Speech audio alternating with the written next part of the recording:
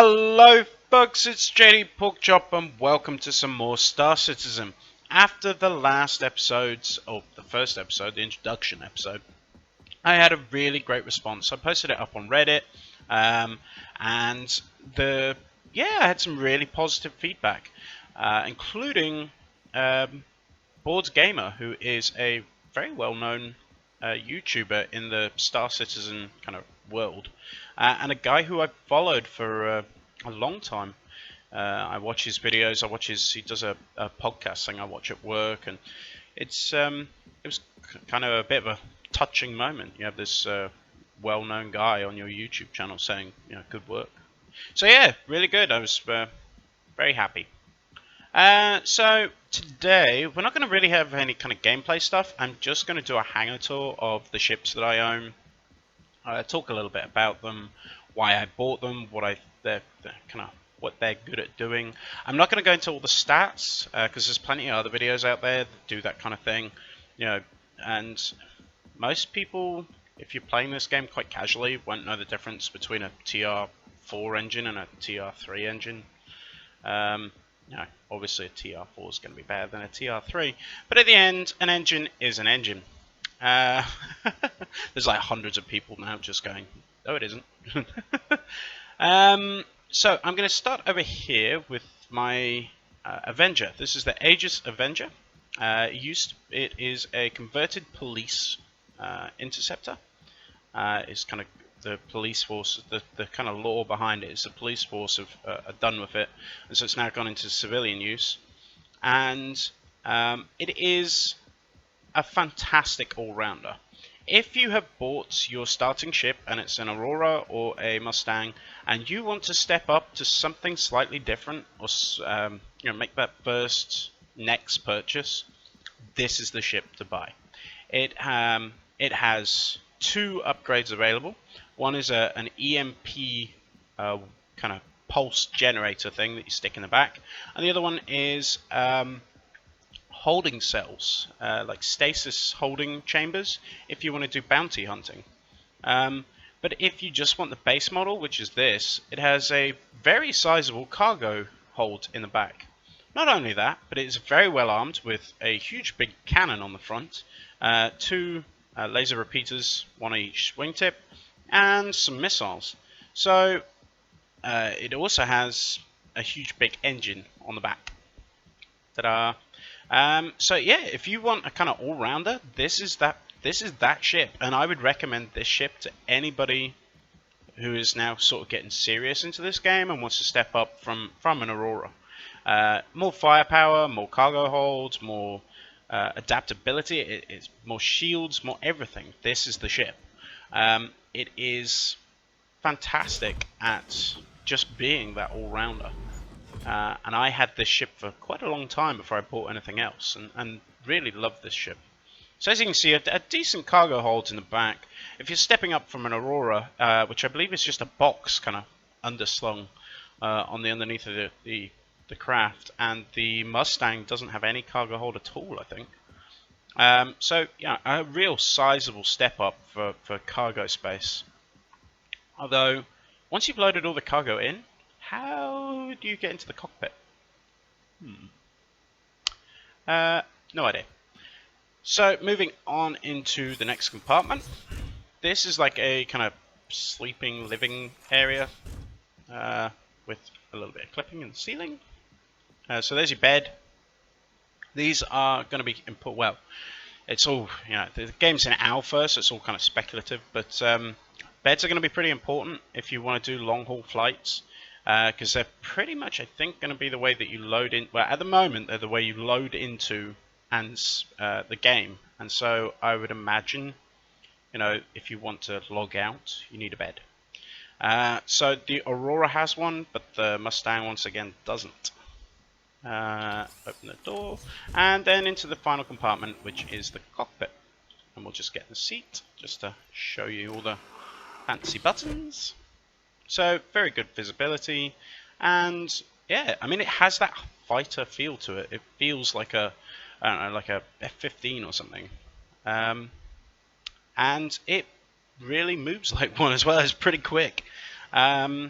So yeah, I think once again, if you're wanting that first step up to the next ship, I'd recommend this. And even though I have, you know, some of the more expensive ships, I don't think I'll ever sell this. I think I'll always keep this ship because it's there as being a, oh, you need to do this or you need to do that. Well, this ship will do it.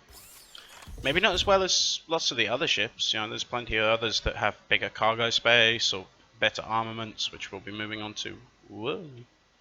We seem to have gone through the floor. Alpha, people. Remember, it's an alpha. Please stand up. There we go. Right. So that is the Avenger. Moving on. So we're going to move on to my next ship. If this is the all-rounder, this is the Brawler. I'm not particularly good at the flying aspect of this game. When the final game is released, I want to go and pretty much serve on an Orion, I think, which is the big mining ship. And you know, the whole combat pilot thing doesn't have a massive interest to me, but I still do enjoy it. And so I thought, well, I needed a ship that that kind of suits my playstyle, and this is the one. It's slow, it's not particularly maneuverable, it has lots of shields and armor, and a bucket load of guns. It's basically just a tank. It'll sit there, lap up a massive amount of damage while dealing out a massive amount of damage, which kind of suits my I hate to say it, but my skill level at piloting is this is what kind of suits it. So we have on the top there is a turret which can be operated from the second seat. This is a two-seater fighter, but can be flown quite happily with one. The second seat's just kind of there. Yeah, and the second seat will control that turret, or it can be slaved to the pilot. You also have another kind of smaller turret on the underside here. Another two guns on the wingtips, and then there is a missile pod under here. You can see them there. So yeah, missile rack on the underneath there. But yeah, basically just there for bashing people in the head with a big stick. We're going to have a little look in the cockpit. I traded in my Gladius for this ship, and I think I'm going to rebuy my Gladius.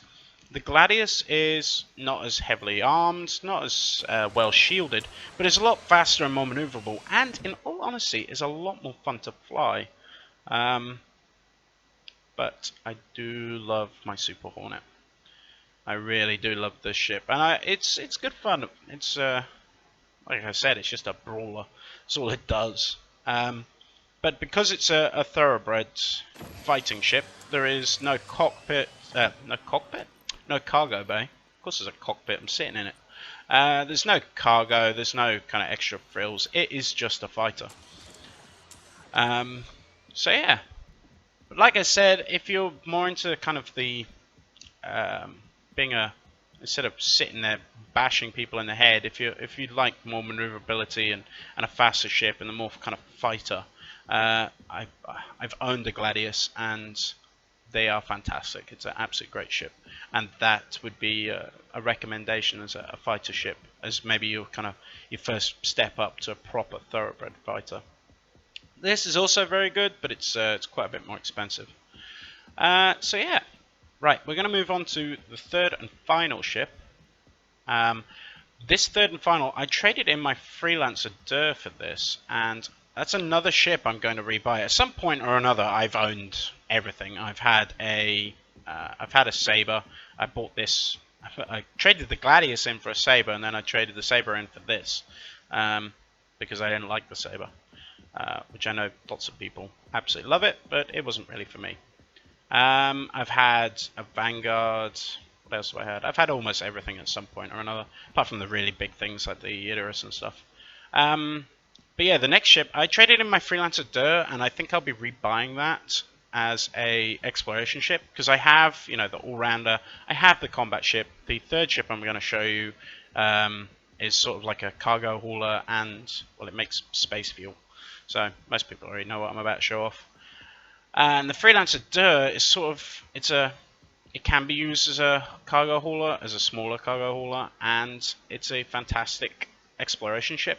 It's the step up from the 315, which is the single pilot. It's like kind of one of those, but for exploration. But it's not as big as the, what is it? It's the Aquarius? Can't remember. So yeah, I'll definitely be rebuying one of those as well. That will get added to my collection. And then with those 5 ships, I think we'll be good. So I'm going to just cut here and load up the final ship because I cannot remember where the little... Oh, here we go. I bet you I can't do it from here though. Can I do it from here? No. Alright, give me 2 seconds and I will be back. And here she is, my pride and joy. This is the Starfarer Gemini. By the way, if you're wondering how to load this in, you have to delete the ships that you already have on the deck. You used to be able to have like multiple hangars, and I was going to lay them all out in multiple hangars, but that seems to be disabled at the moment. I'm guessing they're going to put it back in later, but it's broken at the moment with this whole new loading system with the little dots.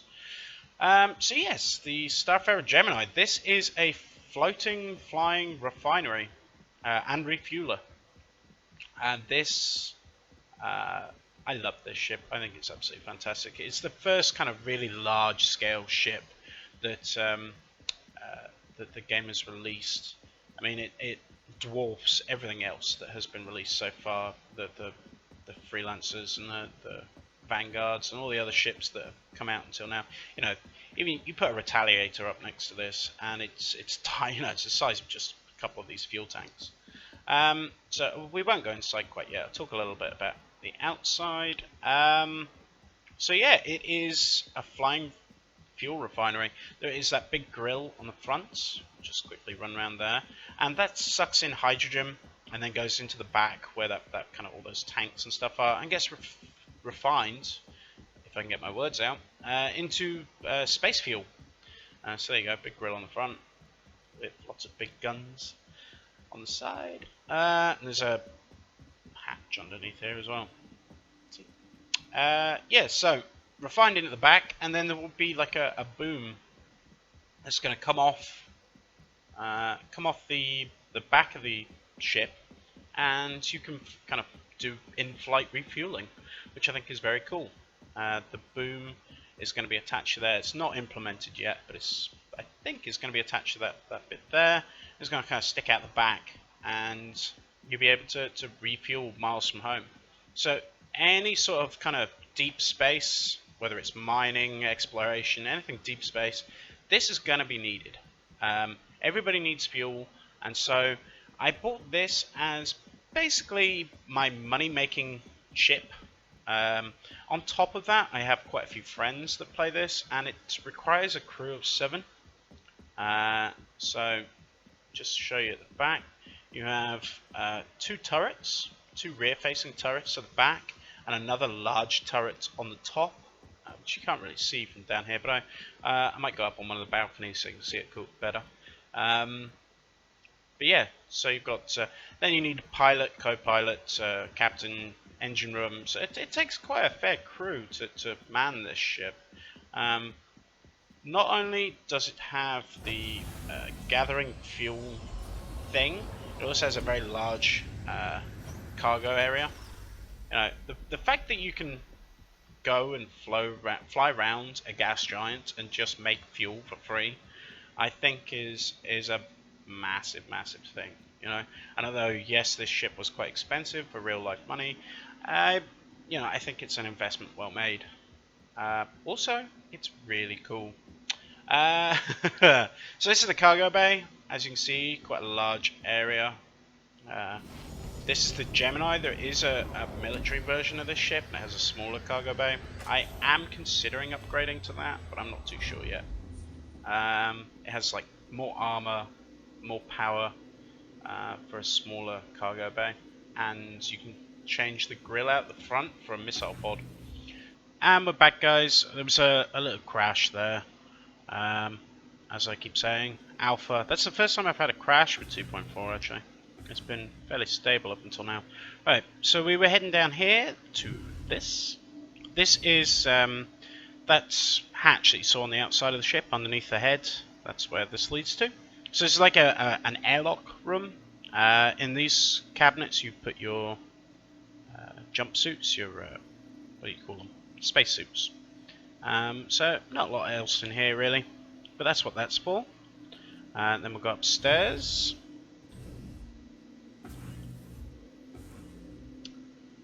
Plenty of seating if you want to do delivery of people instead of cargo or fuel. Right, so this way goes out into kind of above the cargo bay, as does this way. Goes round the other side. But we also have a door back here, which goes out the back of the ship. So this is the airlock, because this is all obviously open. But you can come out here while in flight, out in space, and you can check on your fuel production. These big canisters here, most people are presuming are fuel tanks, and I would agree with that. I think there's like technical drawings and stuff that kind of has them labelled as being the fuel tanks. So you can come out here, check plenty of... Whoa. Sinking through the floor.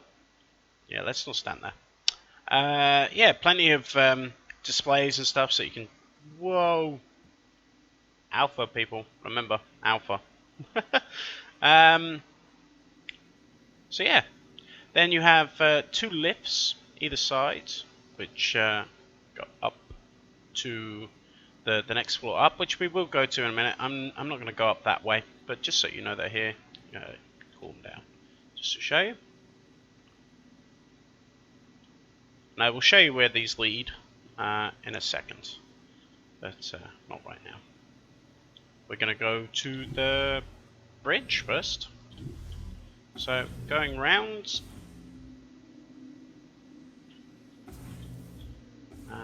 there's a stairway up here that goes up to the next floor. Or you can go this way. This is sort of where you do your cargo managing. As all the stuff comes in the door, you can check off what you've got on board. So this is just set behind the bridge. The bridge is through that door there, and these are the escape pods. There are more escape pods at the other end of the ship. So these are mostly there for, I guess, the crew, the bridge crew. So jumping onto the bridge, we have the captain's chair. My chair, pilot, co-pilot, and then a couple of engineers. If you actually get in these seats, all the stuff is working. It was last time Come on. Alright, maybe it's not now.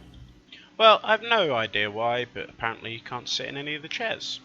I don't know if it's a bug with mine or something with the system, but anyway, that's the bridge. At some point I'll probably take this ship out and fly it around a bit and show you that. Right, where are we going to go next? We'll go this way actually. There's a, like I said, there's a stairway going up there, or you can take this ladder, which goes up to like an engineering section. So we'll quickly show you around this. So engineering section. Now when this, all the kind of subsystem is all implemented fully, you'll be able to come and actually do work on the ship in here while it's doing stuff. I mean, I think it's supposed to kind of be reminiscent of the Jeffries tube kind of thing from Star Trek. But yeah, let's jump out of here. So this is sort of like the engineering level. If we go through the back here, this is the lift up to the living quarters. Even I still get lost in this ship. It's huge. I mean, it is absolutely massive. That's the stairs from where we just were. Going down to... show you. Going down, there's the area we were just in. And if we go down at the back, we should get to the engine room. So yeah, this is like the engineering level. That's another lift. That's sort of symmetry either side. Right, so through here should be the engine room. Yes. So this is your gravity generator, which I think you're going to be able to turn off, which is very cool. It means you'll be able to have things going wrong and you'll be able to float about. And through here is your kind of engine slash power generator thing. Once again, plenty of little panels and stuff so you can do work on it. There's nothing really here. More escape pods for the, obviously, it's a long way back to those first pods that we looked at. So 2 here, and I think there's another 2 on the other side if I remember rightly. We'll go and have a look. There. And then these doors, you have one either side. If you go all the way, these will take you all the way back. So we're now in the very... what is going on with the clipping today? Okay guys, I had to restart again. Well, I was going to close it and open it up again. Because I couldn't get out the floor. So, yeah, once again, I think I've said it about 10 times now. It is alpha, there are lots of problems still. I'm going to attempt to go down here again. Yeah, it didn't fall through the floor this time. So yeah, we're in the back of the ship. There's the engine. If I duck down, you can see it. Down below us is those fuel pods. And then through the back here, this is... it works. This is those 2 rear turrets you saw, so you're upside down in them. And... what are you doing now? Okay, I can't show you that because they're broken as well. And you gonna let me get out? Yes, you are. So yeah, 1 turret either side, 1 broken turret either side. We'll now head up to the top floor. I'll try and wrap this up kind of quickish now because I'm just sort of wandering around babbling, which is pretty much all my videos actually. Right, so like I said, this is sort of the engineering deck. To get up to the next floor, you have a lift, or you can just take the ladder, which is what we're going to do. And this is the top floor, hence the glass roof. So, go back in here. That's the 2 lifts going down at the engineering level. This goes up to the huge big turret on the top. Massive beast of a thing. Definitely put a hole in anything that's going to try and upset you.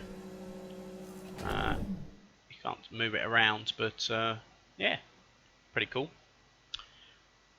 I think it's size 5 guns, which if you don't really play this a lot, that won't mean anything to you. In all honesty, it doesn't really mean a lot to me. It just means bigger than a size 4 or smaller than a size 6.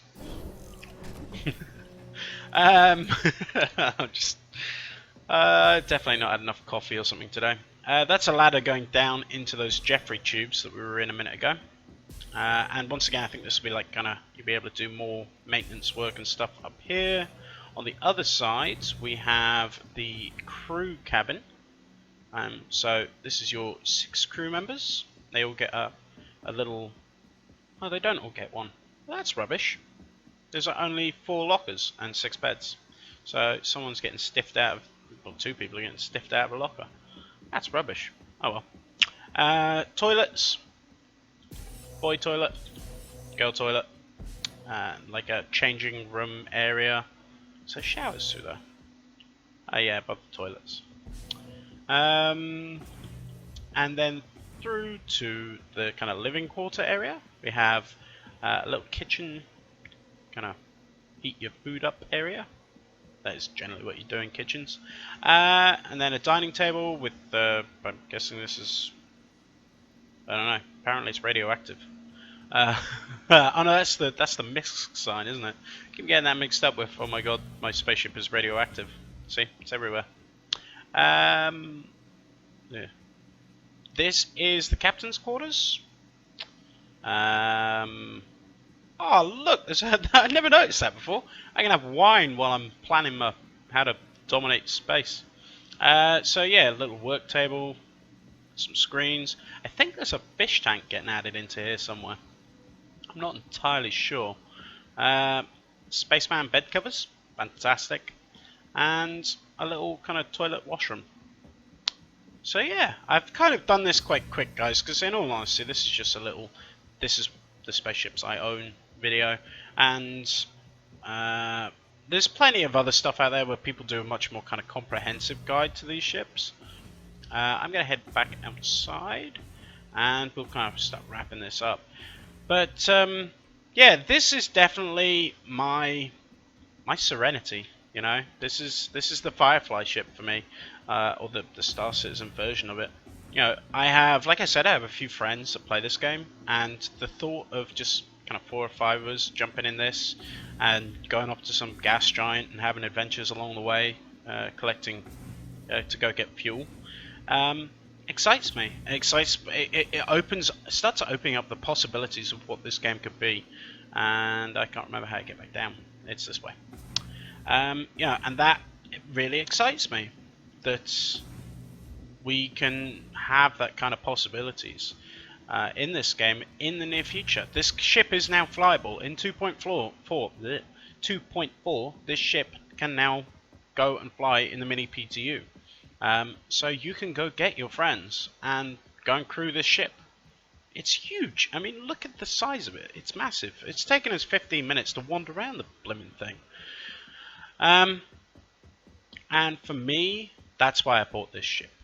You know, it opens up all those possibilities. But also, like I said, it's going to make me money. It's going to be my main money-making ship. I can do cargo hauling, and I can sell people fuel. You know, and also, you know, I want to be part of a corporation or you know, a group of people. And if they say, oh, we need, I mean, I think quite a lot of people have this ship, so it's not like it's a rarity. But you know, if somebody says, oh, we need somebody to come along and help refuel the convoy as we go out and do some mining or some deep space exploration or, you know, salvaging or whatever, you know, I can put my hand up and say, hey, I've got a Starfarer. You know, can I come along? So this ship, although being over 200 pounds, and I wonder why I can never pay my rent, is worth it. I mean, it really is worth it to me. Okay, guys, I think it's time to wrap up.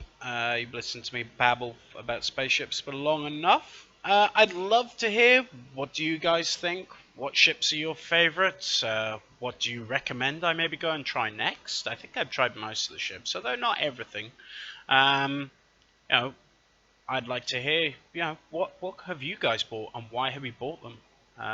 So feel free to stick some comments down below. If you've enjoyed this video, a like and a subscribe would be really appreciated. I've been JD Porkchop, and this has been Star Citizen. Catch you all later, guys.